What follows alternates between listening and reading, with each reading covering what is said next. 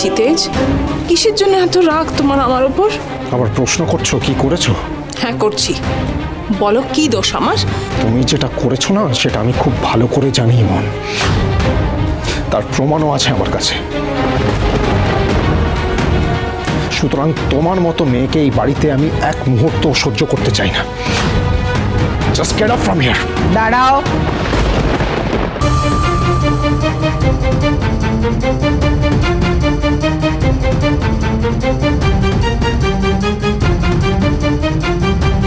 ইমনকে এবার পুজোর দায়িত্ব আমি দিয়েছি।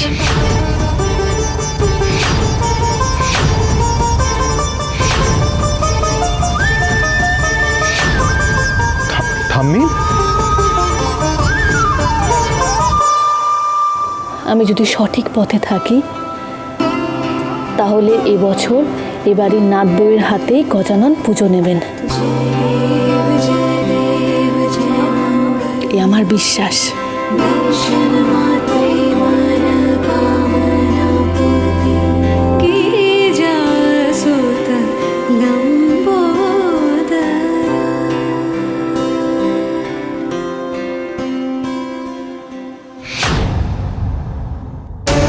ঠাম্মি, এটা তুমি কি করলে? ও একজন মিথ্যেবাদী, ঠগ। ও সবসময় চেষ্টা করেছে আমার আর সুধার মধ্যে একটা ভুল বোঝাবুঝি তৈরি করতে। তুমি ওকে। সুধা দেখছি তোমার মাথাটা পুরো খেয়ে নিয়েছে তেজ। আমি এসেছি তোমাদের উপকার করতে আর তুমি উল্টে আমাকেই কথা শোনাচ্ছ। কথা শোনানোর মতো কাজ করলে কথা শোনাবই। আর মাইন্ড ইট, তোমাদের সাহায্যের আমাদের কোনো দরকার নেই। দরকার আছে কি না সেটা তো আমি ঠিক করব দাদুভাই, নাকি এখন থেকে আমার সিদ্ধান্তগুলো তুমিই নেবে? না ঠাম্মি, আমি কোনো সিদ্ধান্ত নিচ্ছি না, তোমার উপর আমি কোনো কথা বলছি না। তোমার মনে নেই তোমার বিয়ের সময় এই ইমনকেই তো তুমি সমস্ত দায়িত্ব দিয়েছিলে, আর এত কিছুর পরেও সে সেই দায়িত্ব খুব সুন্দরভাবেই পালন করেছিল। তাই আমার মনে হলো এবারের আয়োজনের দায়িত্ব নিশ্চয়ই ভালো করেই পালন করতে পারবে। আর তাছাড়া আমি খোঁজ নিয়ে দেখেছি পরশুদিন আমাদের ফ্যাক্টরিতে গণেশ চতুর্থীর পুজো আর উৎসব পালন হবে। তুমি তার কোনো আয়োজনই এখনো করনি। আগে যেটা তুমি 1 মাসের মধ্যেই করে ফেলতে, তার মানে এখন তোমার মন অন্য কোথাও ব্যস্ত আছে।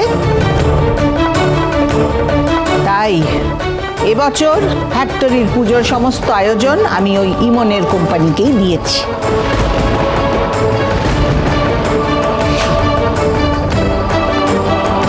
সত্যি চাও ঠাম্মি এই বছরের ফ্যাক্টরির পুজোর কাজ ইমনের কোম্পানি সামলাক? না, শুধু এবছরের পুজোর কাজ নয়, এরপর থেকে আমাদের বাড়ির সমস্ত উৎসবের কাজ এই ইমনের কোম্পানিই করবে। এটাই আমার শেষ সিদ্ধান্ত।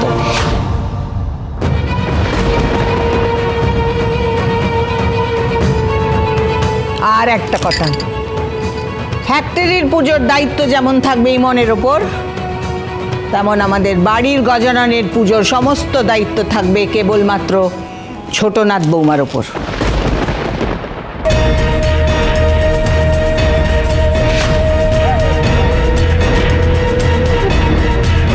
ঠাম্মি, ঠাম্মি তুমি দেখো, এই বছর এই বাড়িতে সব থেকে ভালো পুজো হবে। আমি আর ইমন সবটা তোমার মনের মতো করেই করব।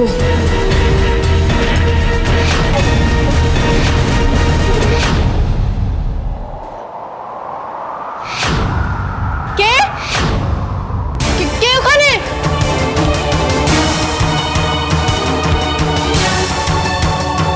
কে আছো? কে? কাকে যেন দেখলাম মনে হলো, আমি তাহলে ভুল দেখলাম? হয়তো আমার মনের ভুল।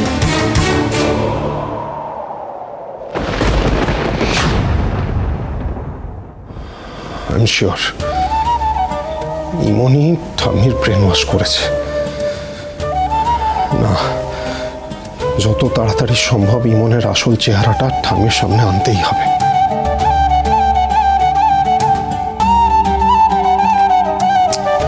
সুধা, জল কোথায়?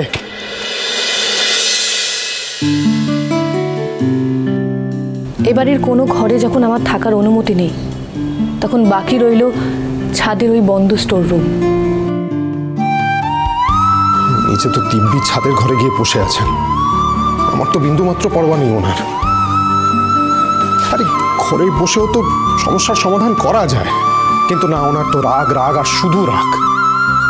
নাকখানা এইটুখানি, কিন্তু রাগ সবসময় নাকের ডগায় বসে থাকে। রাগে মুখ ফুলিয়ে সকাল থেকে কিছু খানও নেই। এতক্ষণে তো সবাই ঘরে চলে গেছে, আমি কিছু একটা ব্যবস্থা করি।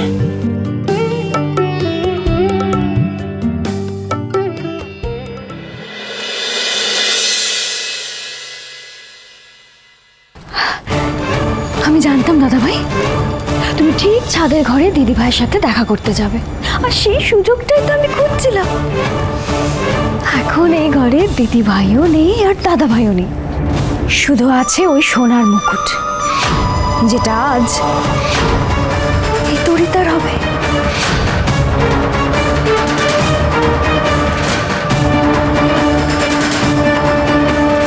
ওর বাবা কোথায় আমার এই চাবিটা বুঝে রেখেছে কে জানে। আশ্চর্য।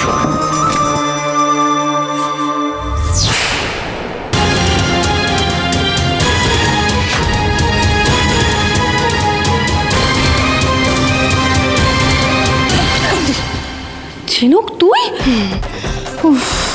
যা রিস্ক নিয়ে উপরে এলাম না, বাপরে বাপ। রিস্ক আপনার বেশি না আমার। বাড়ি ভর্তি লোক, সবার ব্যস্ততার সুযোগে ওটাকে খুব সাবধানে বাড়ির পেছনের দরজা দিয়ে ওপরে নিয়ে এসেছি। কেউ যদি দেখে ফেলতো না। তার বাবা এত ভিতর টিম কেন আপনি? হ্যাঁ, মনে রাখবেন, ডারকে আগে ডালপুরি। হ্যাঁ হ্যাঁ, কি বুঝি না তো? বস না, বস, বোঝাচ্ছি। তুই বস তো। দেখ, তোর জন্য আমি পাড়ার দোকান থেকে ডালপুরি এনেছি। ঝিনুক, তুই এটা দেওয়ার জন্য এখানে এসেছিস? আমি সমুদ্রবাবুর কাছে সবটা শুনেছি, আর শোনার পর থেকে না তোর জন্য মনটা কেমন করছিল। কিন্তু দিদি, তুই এখানে এভাবে থাকতে পারবি? আমি এখানে খুব ভালো আছি রে। একটা জিনিস দেখবি? আয় আমার সাথে, আয় আয় আয়। ওই দেখ, কি সুন্দর খোলা আকাশ, আর ওই ছাদটা দেখতে পাচ্ছিস? ওটা কিছুদিন আগে আমি নিজের হাতে মেরামত করেছি। সত্যি বৌদি, খুব সুন্দর সাজিয়েছো। ঘর তো সাজালি, কিন্তু জামাইবাবুর থেকে দূরে থাকতে কষ্ট হবে না তোর?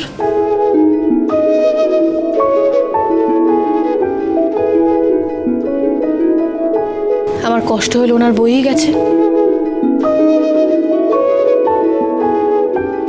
কেউ দেখে ফেলার আগে চটপট রেডি করে নি।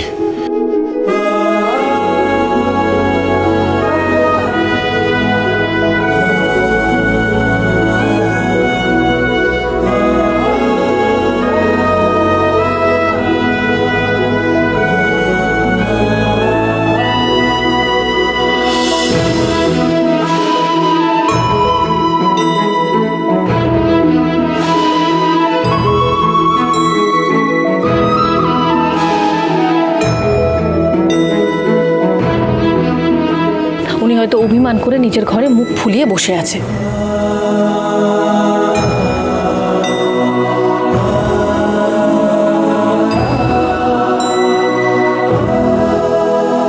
যেমন নাম তেমন কাজ, সবেতেই তেজ।